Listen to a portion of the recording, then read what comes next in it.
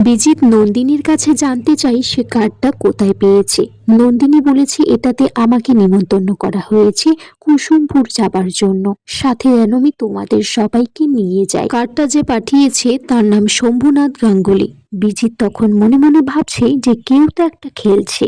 পরশুরাম তখন ফোন করেছে বিজিতকে। পরশুরাম বিজিতকে বলে শিবানীকে বিয়ে করার জন্য। বিজিত তখন জানতে চাই যে আপনি কি উল্টোপাল্টা কথা বলছেন। পরশুরাম বলছে যে আমি শিবপ্রসাদ গাঙ্গুলি ওরফে পরশুরাম, নামটা তো চেনা নিশ্চয়ই, শিবানী গাঙ্গুলির দাদা আমি। বিজিত তখন বলে যে আমার সাথে শিবানীর কোনোভাবে বিয়ে হতে পারে না, কারণ শিবানী মারা গেছে।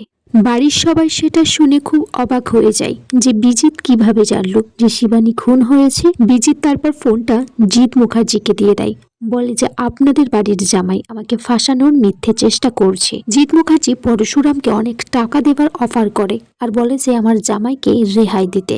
পরশুরাম জিৎ মুখার্জিকে বলে দেয় যে আমার বোন শিবানীকে খুন করেছে বিজনলাল। জিৎ মুখার্জি বলে যে আমি কোনো বিজনলালকে চিনি না। পরশুরাম বলে যে বিজনলালই বিজিত লাহিড়ী, সেটা আমি প্রমাণ করে দেব, সাথে বিজিতকেও অ্যারেস্ট করবে।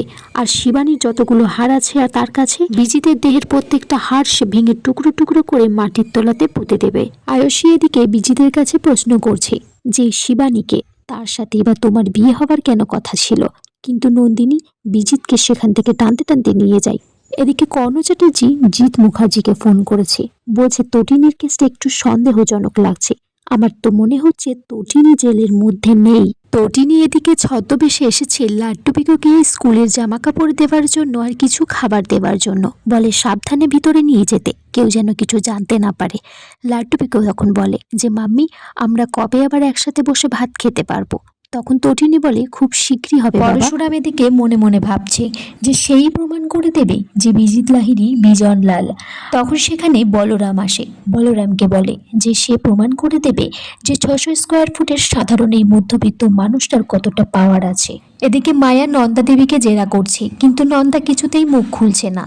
পরশুরাম বলে যে তাকে শুট করে দিতে, সকলকে বলবে যে এনকাউন্টার হয়ে এই ক্রিমিনালটা মারা গেছে। নন্দা তখন প্রাণের ভয়ে বলে যে আমি সবকিছু বলবো কিন্তু আমাকে মারবেন না। পরশুরাম নন্দার কাছে জানতে চাই যে সেদিন কি হয়েছিল।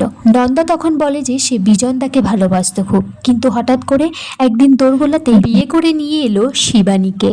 নন্দা তখন বলে যে সবকিছু তারপর ঠিকঠাক চলছিল, কিন্তু আমার শিবানীর উপর তীব্র রাগ ছিল, ওর ক্ষতি চাইতাম আমি। নন্দা এটাও বলে যে শিবানী অন্তঃসত্ত্বা ছিল, আর বিজন সেটা শুনে খুব খুশি হয়ে গিয়েছিল। কিন্তু একদিন হঠাৎ করে চিৎকার চেঁচামেচি শোনা গেল, যেখানে শিবানী বিজনকে বলছে যে সে অনেক ক্রাইমের সাথে যুক্ত আছে, তাকে সে ঠকাচ্ছে। শিবানী তখন বলছে আমি এবার বুঝতে পেরেছি তুমি 6 দিনের জন্য আমাকে কেন দুবাই নিয়ে গিয়েছিলে, তুমি তার মানে সেখানে আবুধাবিতে ওই র্যাকেটের সাথে যুক্ত ছিলে। শিবানী তখন বিজনকে বলে যে খবরটা পুলিশকে জানিয়ে দেবে। যখনই পুলিশকে জানাতে যাবে বিজন তখনই শিবানীকে মেরে ফেলে। আগামী পর্বে দেখা যায় বিজিত ফোন করেছে নন্দাকে এবং জানতে চায় যে কুসুমপুরে কার বিয়ে হচ্ছে। নন্দা তখন বিজিতকে বলে যে কুসুমপুরে বিজনলালের সাথে শিবানী গাঙ্গুলির বিয়ে হচ্ছে। সেটা শুনে বিজিত খুব থমকে যায়।